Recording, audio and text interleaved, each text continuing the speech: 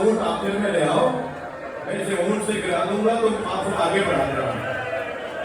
हजारों कैसे बढ़ो इस आदम ने बीबी का कुर्ता पकड़ के खींचा, जनाब सकीना ऊँट से जमीन पर आई, काफिला आगे बढ़ा, सकीना बीबी पीछे पीछे दौड़ती, भैया मुझे साथ ले जाओ, तो क्या बात गिर गई।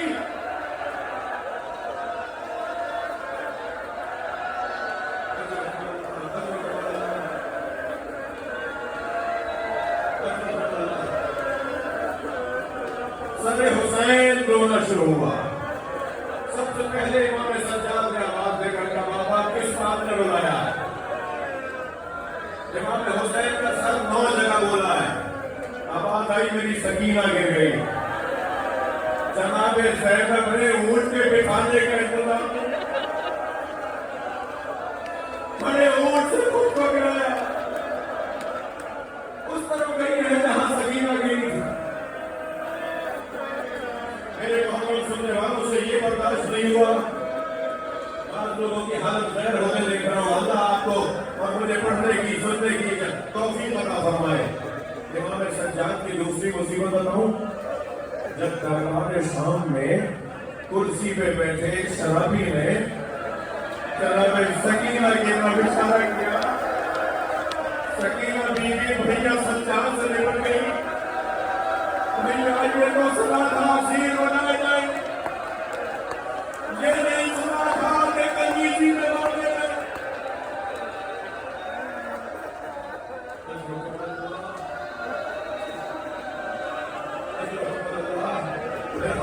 से काम करके 40 साल तक रोए,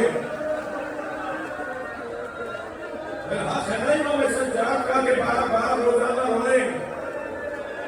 किसी ने पूछा इमाम सज्जाद से, बोला आपकी तो उम्र इतनी नहीं है,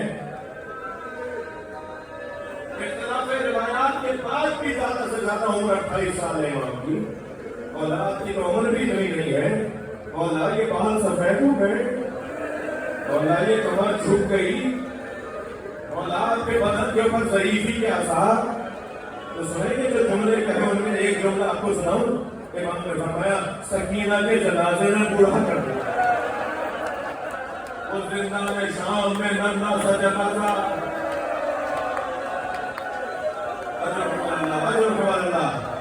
जब गस्साला बुलाई गई और वो गुस्ल देने के लिए पर्दे के पीछे गई तो रोती भी बाहर आई और इमाम के सामने बैठकर कह लगी, आपकी बहन को क्या बीमारी थी?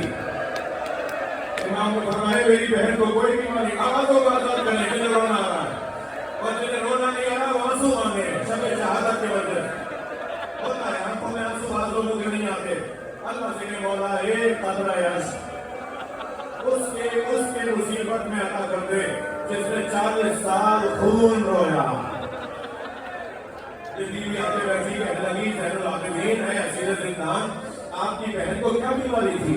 इमाम ने फरमाया, मेरी बहन को कोई बीमारी नहीं थी। कहने लगी, जब मैंने कुर्ता अलहदा किया है तो बदन पे नीले निशान। इमाम ने फरमाया, ये काफी आलों के निशान।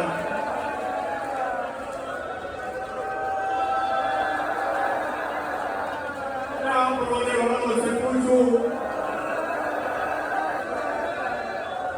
जब इमाम के सामने हाथ उठाया जाता होगा, और इमाम अल्लाह की मर्जी के आगे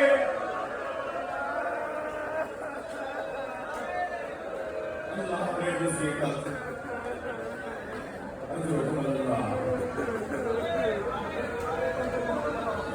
जब जिंदान से आजादी और रिहाई होने लगी, महफिल तैयार हो गई।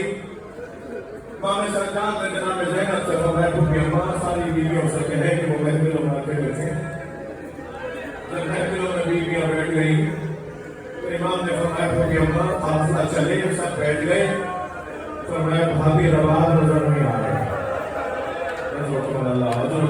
मुझे नहीं पता मजलिस में गोद में बच्चे भी रहे हैं नहीं, चीर फाड़ बच्चों की माने भी आई हुई है नहीं, और मैं भाभी रवाब नजर नहीं आ रही। इमाम ने एक छठी सांस लेके गिरता किया और फरमाया, मुझे पता मेरी माँ कहाँ है, मेरे साथ चलिए। आगे आगे इमाम सज्जाद, पीछे पीछे बीवियां चल रही हैं। امام نے زندان شام کا رخ کیا تو ایک بیوی کی آواز آئی زیادہ آپ دیں گے تو خراب ہے شام ہے فرمایا تو کہ ہمارے ساتھ دو قدم آگے ہو رہی ہے اب زندان شام میں جو قدم رکھا تو کیا دیکھا جیسے کوئی ماں اپنے بچے کو سینے سے لگایا جناب مقام نے اپنے سکینہ کو اپنے سینے سے لگایا اور کہہ رہی ہے سکینہ اٹھو سکینہ معاملہ تیار سکینہ مدینے جاوے بیوی کی آواز آئی بھابی معاملہ تیار اب نے سر اٹھا کے دیکھا فرمایا میرا مدینے میں کون ہے میرا والی کا بڑا رہ گیا میری بچی اکیلی ہے امام سجاد نے آگے بڑھ کر کہا ماں میری بہن کو چھوڑ دیجئے کیسے قبر سے علیحدہ ہوئی ہے مڑ مڑ کر قبر کو دیکھتی رہی محفل میں بیٹھی کو وہیں دیکھتی رہی قافلہ چلنے لگا تو شام کی عورتوں کی آواز آئی الوداع الوداع جناب زینب نے محفل کا پردہ ہٹایا شام کی عورتوں مجھ پر ایک احسان کرو گی ساری عورتوں نے آواز اجر و کمر اللہ آواز دے کر تبدیلی حکم کریں میری بیوی نے اشارہ کر کے کہا سکینہ کو اکیلا نہ چھوڑنا اللہ ہمیں شام قبر سکینہ کی زیارت کا شرف عطا کرے اپنی دفعہ آپ جائیں نا تو دیکھیے گا زمین سے قبر کو دیکھیے گا آج بھی شام کے دیہات کی عورتیں کھلونے لا کے ڈالتی ہیں گڑیاں لا کے ڈالتی ہیں اور ایک وہاں پڑتی ہے تمہاری ماں سے بات آتی قافلہ چلا مدینے کا قافلہ کربلا میں رکا جابر بن عبداللہ الانصاری نے امام سجاد کو پرسا دیا کربلا سے قافلہ چلا مدینے کے لیے اور جب مدینے کے آثار نظر آنے لگے تو جناب زینب کی آواز آئی زین العابدین مدینہ آ گیا فرمایا ہاں وہ کہ مدینہ آ گیا تو پھر ایک مرثیہ پڑھا یا اہل الاسلام لا مقام لکم اے مدینے والو مدینہ رہنے کے قابل کا رہا یا مدینہ تجدنا لا تقبلینا اے مدینہ جب ہے میرے نانا کے مدینے ہمیں قبول نہ کرنا اس لیے کہ ہم جب گئے تھے ہماری گودیاں بھری تھیں ہماری مانگیں آباد تھیں ہمارے بچے سالے تھے ہم کربلا میں سب لٹا کر آ گئے کربلا کا یہ لٹا ہوا قافلہ مدینے میں پہنچا تھکے نہیں اللہ تھکے نہیں ایک مرتبہ بشیر کالا عالم لے کر مدینے میں داخل ہوا آوازیں دے کر مدینے والوں حسین کا لٹا ہوا قافلہ آ گیا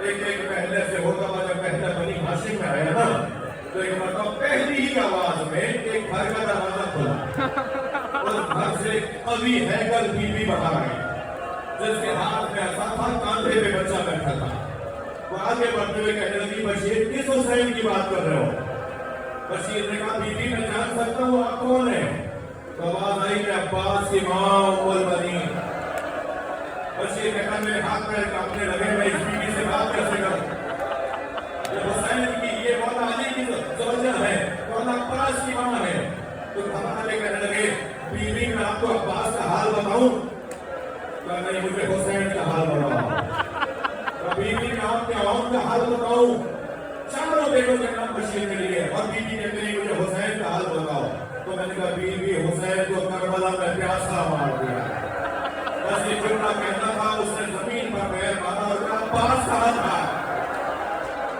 جب حسین مارا گیا عباس کہاں تھا بی بی عباس کے بازو کاٹے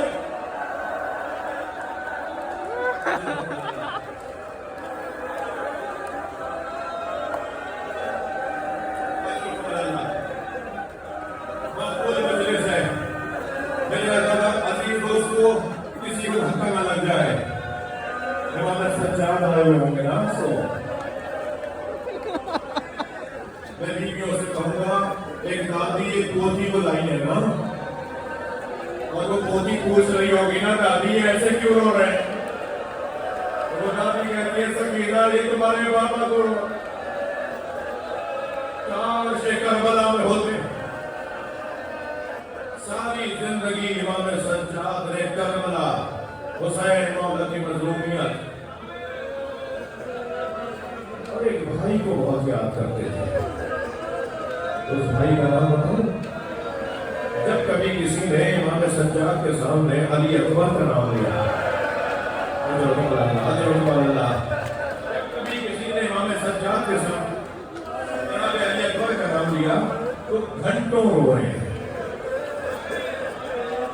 اور اپنے بھائی کا حسن بتاتے تھے، اپنے بھائی کی آنکھوں کا، اپنے بھائی کے چہرے کا رنگ بتاتے تھے، چلنے کا انداز بتاتے تھے، اور روتے جاتے تھے اور پھر کہتے تھے ایسے حسین بھائی کے سینے پہ برچھی مار، اور اس بھائی کو بھی اپنے اس بھائی سے ایسے ہی کہا کہ جب جناب علی اکبر سے امام حسین نے فرمایا تھا کہ بیٹا جاؤ خیموں میں جا کر بیویوں سے اجازت لو، اور حضرت علی اکبر نے ساری بیویوں سے اجازت لی تو ایک مرتبہ جناب زینب سے فرمایا پھوپھی اماں میں بھیا سجاد کے خیمے میں جا رہا ہوں، اور امام سجاد کے خیمے میں جب پہنچے تو امام سجاد رشی کی کیفیت میں تھے، امام سجاد رشی کی کیفیت میں تھے، امام سجاد نے محسوس کیا جیسے کوئی طلبوں کا بوسہ دے رہا ہے، سنیں گے حضرت علی اکبر نے رخصت کیسے لی امام سجاد سے، پیروں میں بیٹھ گئے اور دونوں پیروں کو پکڑ کے طلبوں کا بوسہ دیا۔ میں حضرت علی اکبر سے ہاتھ جوڑ کر کہوں مولا ہاتھوں کا بوسہ دیا ہوگا، پیشانی کا بوسہ دیا ہوگا، مولا یہ آپ نے طلبوں کا بوسہ، اگر نہیں آواز آئی ان پیروں میں کانٹے چبھیں گے، میرا بھائی کوفہ شام کی سخت راہوں سے گزرے گا۔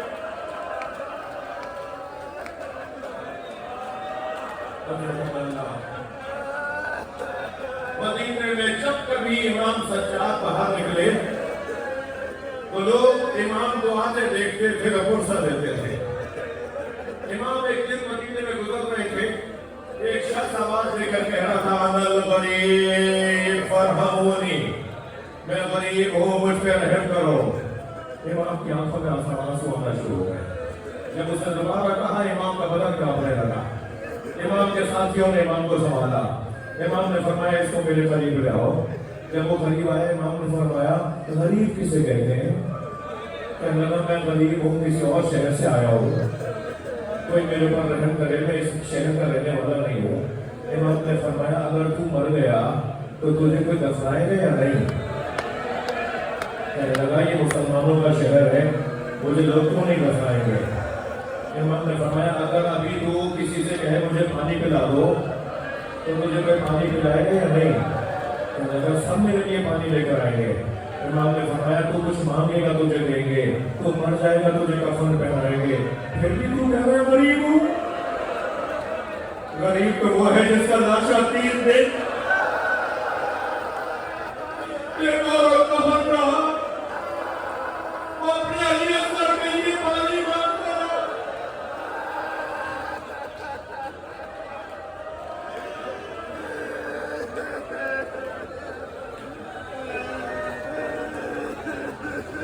بازار سے گزر رہے قصاب جانور کو ذبح کر رہا ہے، آگے بڑھ کے اس کے خنجر کو روک لیا، فرمایا سے پانی پلا دیا۔ کہنے لگا مولا مسلمان جانور کو پانی پلاتے ذبح کرتے ہیں، تو پھر ایک مرتبہ چیخ مار کے روئے اور کہا بابا مسلمان جانور کو پانی پلاتے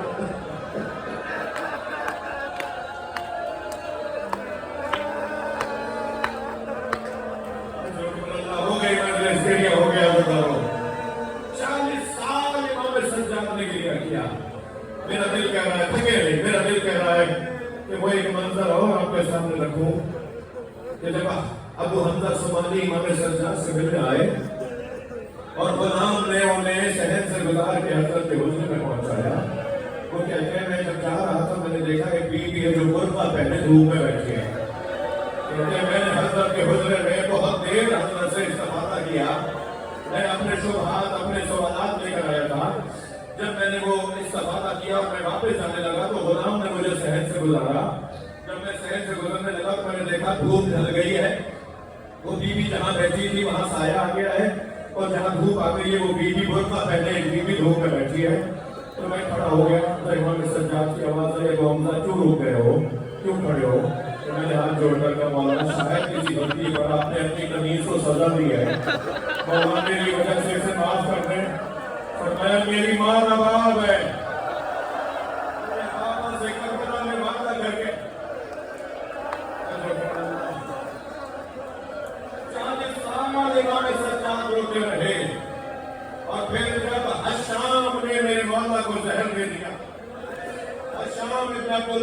अपने वाला को जहर दे दिया और जहर का असर ये हुआ कि इमाम से लेटा नहीं जा रहा था।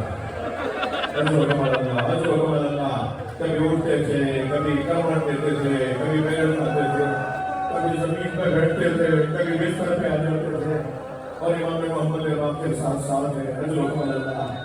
एक मरतबा वो वक्त आ गया जिसका आप इंतजार कर पाए। अभी आप ताबूत की ज़ियारत करेंगे ना, इमाम सज्जाद के जनाजे में सबसे ज्यादा इमाम बाक़िर हो गए थे। जब किसी ने कहा आप साल हो गए इमाम है, तो फरमाया मैं इस जनाजे में शरीक होकर इसलिए रो रहा हूँ कि जिसके जनाजे को बेगोरो कफन देकर आया था, उसके बेटे का जनाजा शान से उठाया जा रहा है। इमाम मोहम्मद बाक़िर को करीब बुलाया, आप भी जुड़े। इमाम मोहम्मद बाक़िर को करीब बुलाया, शहादत करीब है। इमाम ने फरमाया मोहम्मद बाक़िर तुम करबला में कै बरस के थे, कितने बरस के थे? फरमाया बाबा मैं 3 बरस का था। बेटा कुछ याद है तुम्हें क्या हुआ करबला में? तो बाबा मुझे सब याद है। हाथ लिया हुआ है, इमाम मोहम्मद बाक़िर का हाथ पकड़ा हुआ है। और एक मरतबा इमाम सज्जाद अलैहिस्सलाम उनसे पूछ रहे बेटा क्या देखा? फरमाया बाबा मैंने देखा दादा हुसैन चचा अली अकबर का लाशा लाए। बाबा मैंने देखा दादा हुसैन अली असगर का छदा लाशा लाए। बाबा मैंने देखा बाबा हुसैन घोड़े से गिरे। बाबा मैंने देखा दादा हुसैन पे घोड़े दौड़ाए गए। इमाम सज्जाद हर एक मुसीबत पे चीख मार मार के रोते थे, लेकिन अल्लाह वो एक जुमले पर आवाज आई इन्ना लिल्लाह। और वो जुमला बताऊं क्या था? बाबा मैंने देखा दादी ज़ैनब के सर से चादर